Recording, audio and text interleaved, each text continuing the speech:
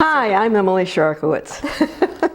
How did you first hear about what was originally called SaddleBrooke Women's Outreach? Well, it actually begins with our hunt for a place to live. And by 1997, we had decided SaddleBrooke was the place. So after we plunked down our down payment, we got on the progress mailing list and started reading about what people in SaddleBrooke do. And that's how I first heard about it. In those days, it was just getting started. Do you recall how it got started?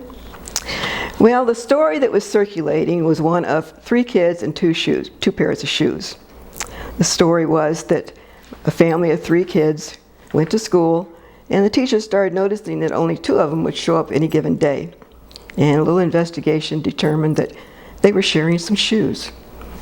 And I don't know how they got onto this, but there was a handful of women who found out about this and thought it was absolutely horrifying and decided to try to do something about it, that kids should be able to go to school, and that meant they had to have shoes. I know you know a lot about how the money was raised to fund all of these purchases. So, well, the key word is begging. There was a lot of grant writing in those days. In fact, I found a chart showing just how much the grant brought in, if I can get it out, which is basically, it was well over the green is the grants, so a significant part of it. And that was a horrendous job for people to do, is to find places that had money. We tried for that Make a Difference type program and so forth. So they were writing grants. If you go into the office now, you'll see some plaques on the wall from various people like the Arizona Cardinals that helped contribute to that. And what I got involved with was the Angel program, which I'm not sure she actually started it, but when I came in, it was Jen Baber who was in charge of it. In fact, she had I think it was supposed to be a room for her mother that got turned into the Angel room. And she found all kinds of little gifts that we could give to people to encourage them to give. And I brought some with me today. This is one of them. In fact, my husband was looking for it the other day because he keeps business cards on it. And this was basically was the symbol of the Angel program, was this type of little angel. And somebody, in front of your face. Not talking. Somebody who did stained glass made a whole bunch of these little sun catchers, and we have several of them.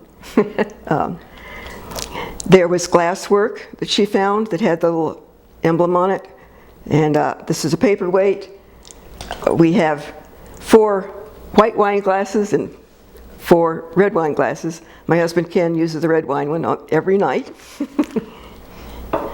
And we got in with some people who did ceramics, and we made these hot pads, what do you call them? Trivets. And I made this one. I made it in memory of my younger brother who died. And this garden rock sits in our garden all the time. We had every little bit helps. Do your cans and everything.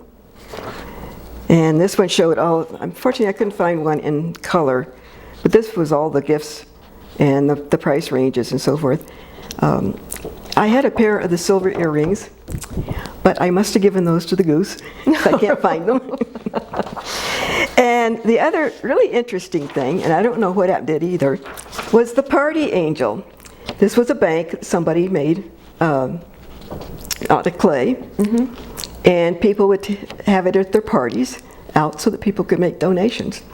Oh, how clever. Yeah. How did you decide to become involved with SBCO? Well, we were influenced by Ken's dad. He did a lot of volunteer work at his local hospital, and he got a lot of satisfaction out of it.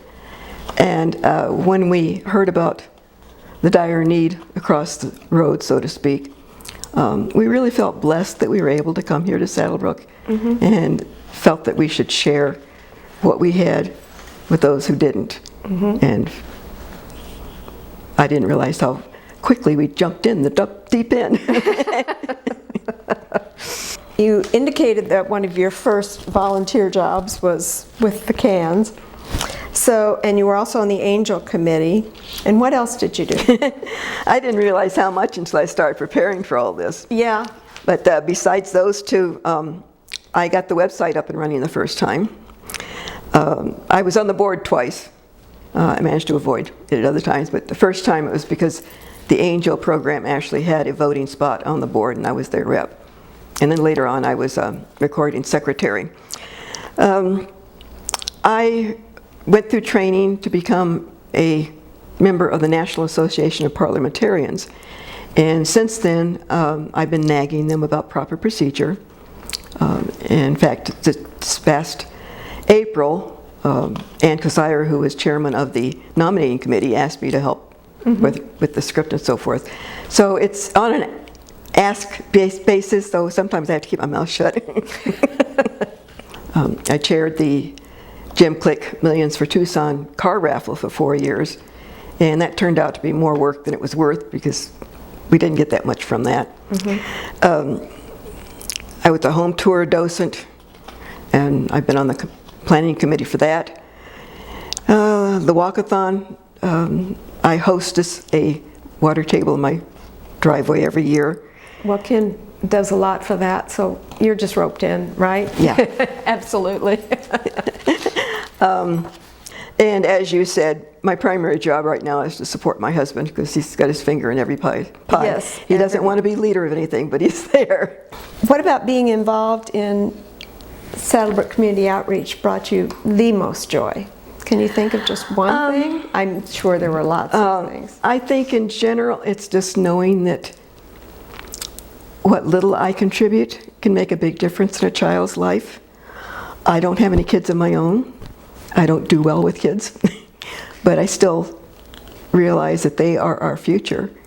And if I can help make it a better future, then I'm happy with that. And it's a lot of other organizations, it seems like it's more for the people in the organization, and this one is more for somebody else. Yeah. So what would you tell someone who's thinking about becoming an SBCO volunteer? Well, there was a quote in the October 1999 newsletter.